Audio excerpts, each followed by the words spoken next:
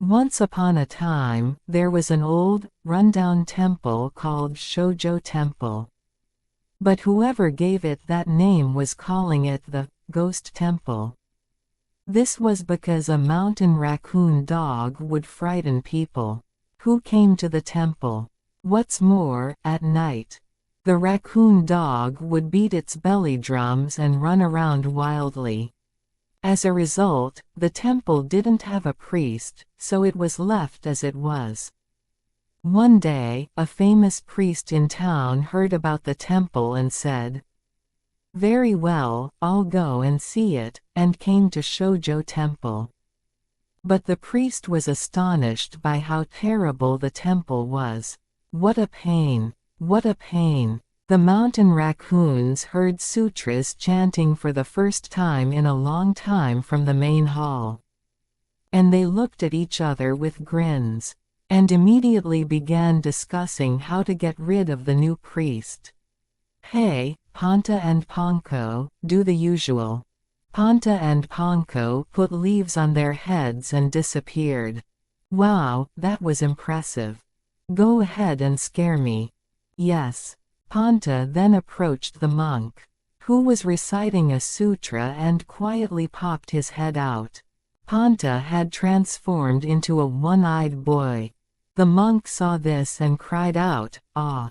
And then a beautiful girl appeared, stretching her head out and saying, "Monk, please have some tea. Help me." The monk ran off, rolling down the stone steps of the temple, and the raccoon dogs, who had successfully chased him away, started to laugh and beat their belly drums. Well, the next person to appear was a very strange priest, who took a liking to this dirty temple. Yes, this is a quiet and nice temple. The raccoon dogs immediately began discussing how to get rid of the new priest, and as usual, Panta the one-eyed boy went out first. Yes, this is a cute one-eyed boy. Hey, do you want to have some dumplings? Panta got some dumplings from the priest and trudged back. This time, Ponko went out, and the priest was very happy to see her. "Now, let's have a drink, long-necked girl," he said, and started drinking with Ponko. When the raccoon boss heard this, he got angry and said, "Okay, well, that's the way to go." And so, that night, when the priest fell asleep, Pan, the priest was awakened by a loud noise and opened the door to find all the raccoons there, beating their belly drums and making a lot of noise. "This is fun. Let me join in too." He said this and went down to the garden, where he started beating the belly drums with the raccoons. Bon baga bon bon. Bon baga bon bon. It didn't sound like the raccoons. "What's that sound? Ha ha ha ha." The raccoons laughed at him, so the priest hit them with all his might. "Stop it, you'll destroy your belly." Despite the raccoon leaders' pleas to stop, the priest hit them with all his might. And eventually he became dizzy and fell down. "See, I told you so. If you sleep outside, you'll catch a cold. Carry the priest inside the temple." The raccoons were thinking of chasing the priest away, but they kindly carried him inside the temple and returned to the mountain. The next morning, what happened after yesterday?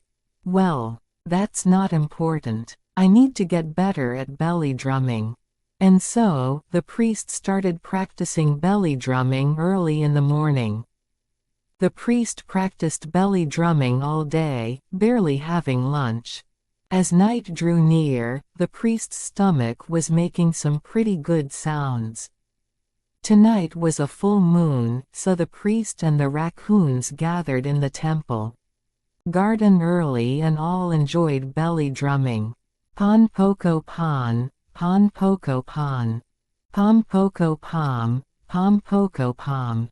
Unlike yesterday, the priest's stomach Sounds had gotten so good that the raccoons couldn't let themselves be outdone.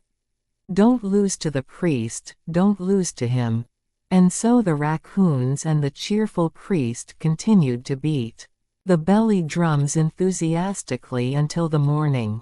And so it is said that even to this day, on nights of the full moon, the raccoons gather in the garden of this temple, called Shōjoji, to beat their belly drums.